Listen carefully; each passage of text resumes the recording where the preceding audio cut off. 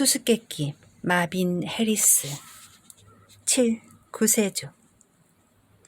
화물 숭배와 마찬가지로 복수에 불타는 메시아 숭배는 정치적 경제적 신민주의의 착취적 체계를 전복하려는 투쟁 속에서 생겨났고 끊임없이 재창조되었다.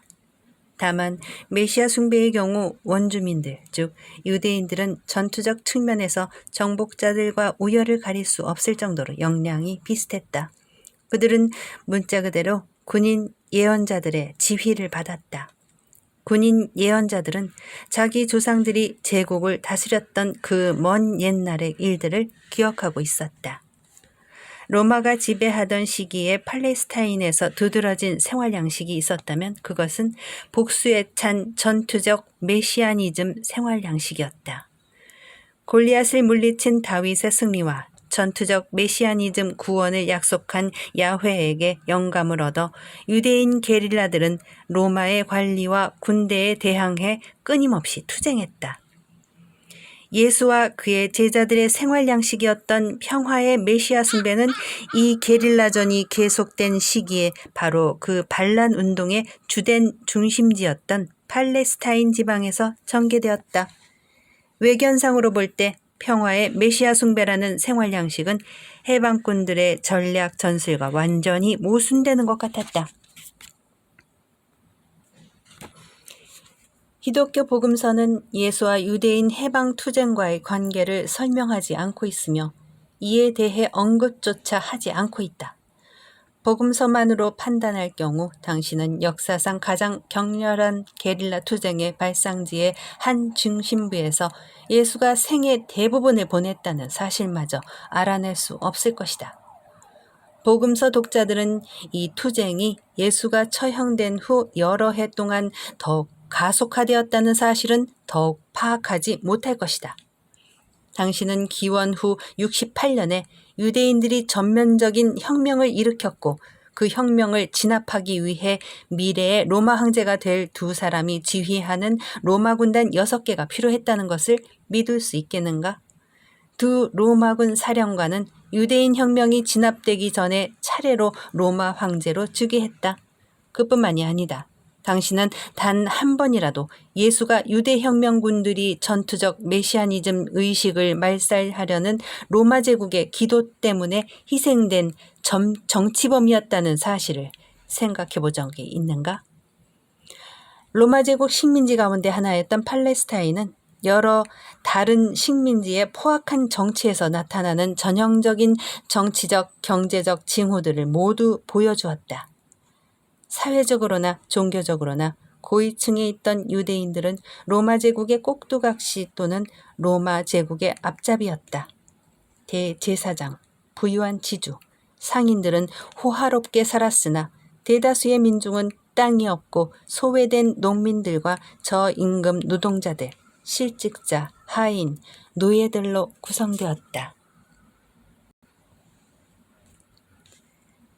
기원 후 6년 로마인들은 인구조사를 하려고 고심했다.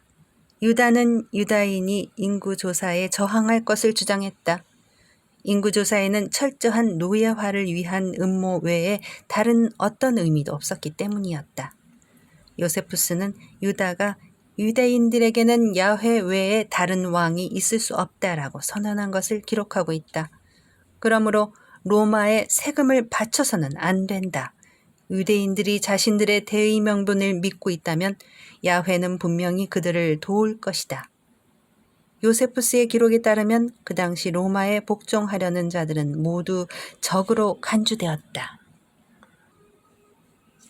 요약하자면 기원전 40년에서 기원 후 73년 사이에 출현한 유대 메시아들은 예수와 세례 요한을 제외하고도 최소 5명에 이른다고 요세푸스는 기술하고 있다.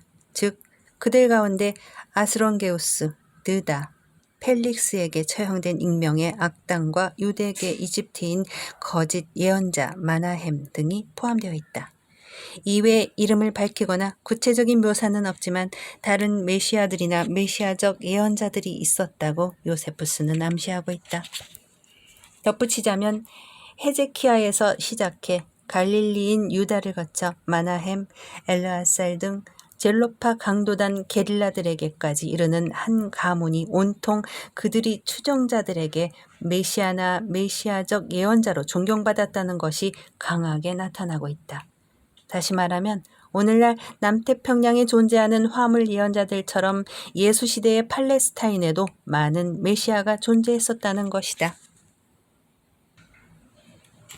굳이 정의해 본다면 혁명이란 착취를 당하는 사람들이 압제자들을 타도하고 강적과 투쟁하기 위해 필사적인 수단을 강구해야 함을 의미한다. 여러 계급, 인종, 민족이 늘 그런 강적에게 도전하는 것은 그들이 비합리적인 이데올로기로 기만당했기 때문이 아니라 서로 상반된 양자택일적 대안 가운데 큰 위험을 감수하며 어느 하나를 택해야 했기 때문이라고 믿는다. 또 이런 이유 때문에 예수가 활동하던 그 시기의 유대인들에게 전투적 메시아니즘이 광범위하게 퍼지게 되었다고 생각한다. 원한 맺힌 메시아 숭배가 로마 식민주의와의 실제적 투쟁에 근거하고 있었던 것처럼 평화의 메시아 경배 사상은 수수께끼 같은 역설로 가장하고 있었음이 분명하다. 기독교 국가의 평화의 메시아는 기원 후 180년 반의 반 로마 전쟁이라는 궤도 위에서 믿을 수 없는 어떤 계기를 통해 나타났다. 예수 숭배는 전투적 메시아니즘 의식이 야훼의 은총을 바라는 퇴색되지 않은 무아의 경지를 향해 속도를 높이고 팽창하며 솟구쳐 오를 때 전개되었다.